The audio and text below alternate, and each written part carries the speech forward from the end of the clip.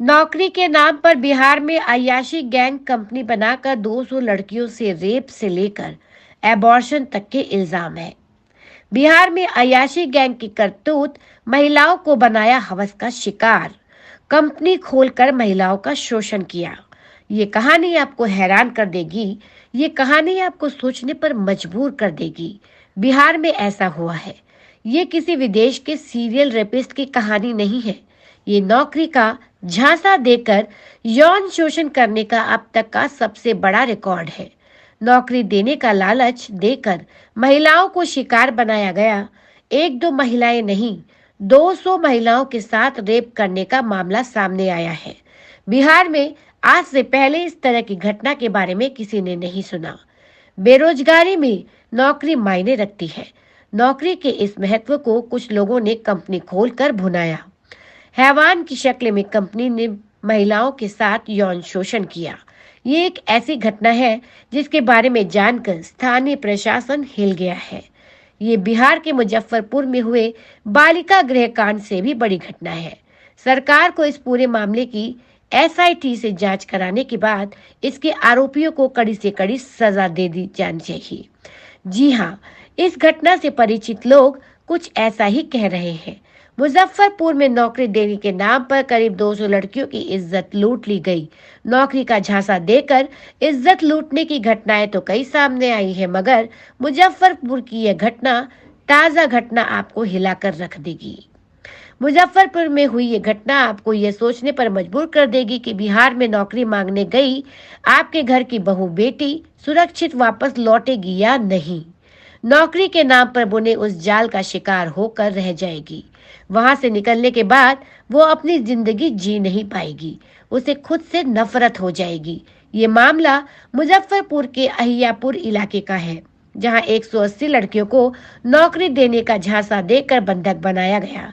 उनके साथ मारपीट की गई और साथ उनका यौन शोषण भी किया गया। ये घटना ऐसी है कि इसके बारे में सोचते ही बालिका गृहकांड की याद आ जाती है। बालिका गृहकांड पर भक्षक नाम की एक फिल्म का भी निर्माण हो चुका है। इस पूरे प्रकरण को लेकर छपरा की एक पीड़िता ने अय्यापुर थाने में मामला दर्ज कराया है। पीड़िता ने बताया है कि फेसबुक पर महिलाओं के लिए जॉब ऑफर के पोस्ट के माध्यम से वह डीवीआर संस्था से जुड़ी, जहां अप्लाई करने पर चयन होने के बाद प्रशिक्षण के नाम पर 20,000 रुपए की मांग की गई।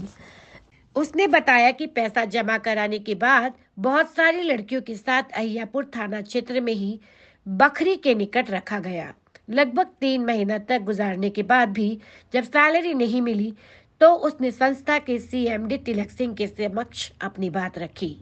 तब उसे ये बताया गया कि 50 और लड़कियों को संस्था से जोड़ने पर उसकी सैलरी 50,000 कर दी जाएगी। पीड़ित के मुताबिक जब उसने बताया कि वह 50 और लोगों को जोड़ने में असमर्थ है, तो उस पर दबाव बनाया गया और उसके मोबाइल के कॉन्टैक्ट लिस्ट के हिसाब से लोगों को जोड़ने की नसीहत दी गई। उसने बताया कि तब तक वह कंपनी की असलियत से वाकिफ नहीं थी और पैसे के लालच में अपने मोबाइल के कॉन्टैक्ट लिस्ट के हिसाब से लोगों को कंपनी से जोड़ना शुरू किया। इसी बीच अय्यापुर स्थित संस्था के कथित दफ्तर और हॉस्टल पर पुलिस की छापेमारी हुई। वहां से बहुत सी लड़कियों को पुलिस ने छुड़ाया भी, लेकिन छापेमारी की भनक मिल जाने से सीएमडी तिलक सिंह ने उसे और अन्य लोगों को हाजीपुर शिफ्ट करा दिया, जहां उसके साथ जबरदस्ती तिलक सिंह ने विवाह कर लिया। पीड़िता का कहना है कि मुजफ्फरपुर रहते हुए भी तिलक सिंह ने उसके साथ जोर जबरदस्ती कर शारीरिक संबंध बनाए थे।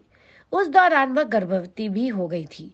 उसके बाद जबरदस्ती उसका एबॉर्शन करा दिया गया। उसने बताया कि हाजीपुर में रहते हुए जब जब मायके जाने की जिद की तो उसे जबरदस्ती मारपीट कर चुप करा दिया जाता था।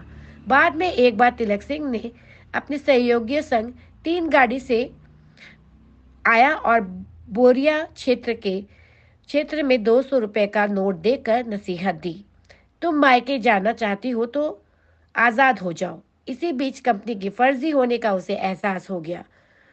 पीड़ित ने कंपनी के फर्जीवाड़े को समझते ही प्राथमिकी दर्ज कराने की सोची। उसका कहना है कि यहाँ लड़कियों को बंधक बना लिया जाता है, चारों तरफ मुस्टंडों को तैनात कर दिया जाता है, कोई भी लड़की भाग नहीं पाती। उनसे फोन करवा कर लड़कियों के रिश्तेदारों में मौजूद युवतियों को बुलाया जाता है, उन्हें भी जॉब का लालच देकर उनका यौन शोषण किया जाता है। तो ये एक बहुत बड़ी विडंबना है आज के दौर में। सोशल मीडिया जो जहाँ बहुत सारी सुविधाएं दे रहा है, वहीं पर ऐसे बहुत सारे प्रलोभन भी दे रहा है जिसमें हमारे घर की बहू बेटियां फंस जाती है। तो इस पोस्ट को ज़्यादा से ज़्यादा आप शेयर करें। तो आज के लिए इतना ही, हम मिलेंगे फिर जल्दी ही, तब तक के लिए नमस्कार।